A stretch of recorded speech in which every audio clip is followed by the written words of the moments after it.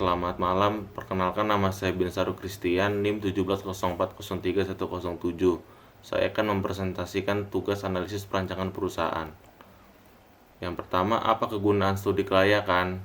Jadi, kegunaan studi kelayakan yaitu yang pertama, meminimalkan risiko yang tidak diinginkan, memudahkan perencanaan, memudahkan pelaksanaan pekerjaan, memudahkan pengawasan, pengendalian, serta memberi arah yang jelas terhadap rencana investasi. Apa perbedaan studi kelayakan bisnis dengan studi kelayakan proyek? Jadi, studi kelayakan bisnis itu menyangkut berbagai aspek, mulai dari aspek hukum, sosial, ekonomi, budaya, aspek pasaran pemasaran, aspek teknis dan teknologi, sampai dengan aspek manajemen dan keuangannya, di mana itu semua digunakan untuk dasar penelitian studi kelayakan dan hasilnya digunakan untuk mengambil keputusan. Sedangkan studi kelayakan proyek menyangkut tentang dapat tidaknya suatu proyek dilaksanakan dengan berhasil. Pengertian keberhasilan ini ditafsirkan berbeda-beda. Ada yang menafsirkan dalam artian lebih terbatas, ada juga yang lebih mengartikan dalam artian yang lebih luas. Artian yang lebih terbatas terutama dipergunakan oleh pihak swasta yang lebih berminat tentang manfaat ekonomi suatu investasi. Jelaskan berbagai studi kelayakan yang ada dan manfaatnya. Yang pertama, ada kelayakan teknis. Studi kelayakan ini untuk mengetahui apakah perusahaan itu memiliki sumber daya teknologi untuk menjalankan proyek dan apakah proses dan prosedur kondusif untuk kesuksesan proyek. Yang kedua, ada jadwal kelayakan. Untuk mengetahui apakah saat ini perusahaan memiliki sumber daya waktu untuk melaksanakan proyek dan apakah mampu menyelesaikan proyek berdasarkan waktu yang tersedia. Yang ketiga, kelayakan ekonomi. Mengingat sumber keuangan perusahaan, apakah proyek tersebut dapat terselesaikan serta dapat disebut dengan analisis biaya. Yang keempat, kelayakan budaya. Untuk mengetahui apa yang berdampak pada budaya lokal dan umum serta implikasi seperti apa yang dimiliki studi kelayakan.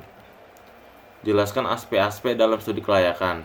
Yang pertama itu ada aspek pasar dan pemasaran seperti permintaan pasar, harga, calon pembeli, persaingan, perkiraan market share, rantai pemasaran.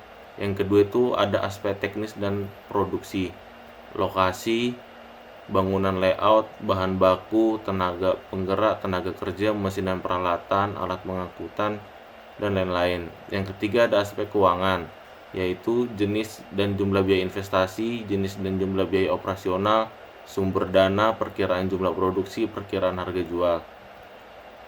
Yang keempat ada aspek manajemen, seperti organisasi, tenaga teknis dan administrasi, tenaga manajerial, kemampuan dan keterampilan, wewenang dan tanggung jawab. Kelima ada aspek hukum, ketentuan hukum yang mengatur, ketentuan yang harus dipenuhi seperti akta perusahaan dan izin-izin. Yang keempat ada ketentuan hukum. Yang keenam ada aspek sosial ekonomi, seperti kondisi sosial ekonomi yang berpengaruh, manfaat kepada masyarakat, manfaat terhadap perekonomian lokal, regional, dan nasional, serta penggunaan sumber dalam negeri. Pertanyaan terakhir, menurut saudara pelajaran apa saja atau materi kuliah yang dapat digunakan dalam menyusun studi kelayakan? Yang pertama ada materi kuliah analisis biaya. Materi-materi tersebut dapat digunakan untuk menganalisis aspek keuangan dalam studi kelayakan. Yang kedua ada materi kuliah perancangan informasi dan digital marketing, kewirausahaan berbasis teknologi. Jadi pada materi kuliah tersebut dapat digunakan untuk menganalisis aspek pasar dan pemasaran. Yang terakhir ada materi kuliah manajemen proyek, rekayasa produktivitas, manajemen teknologi dan produktivitas. Jadi pada materi kuliah tersebut dapat digunakan untuk menganalisis aspek teknis dan produksi. Sekian presentasi dari saya, terima kasih.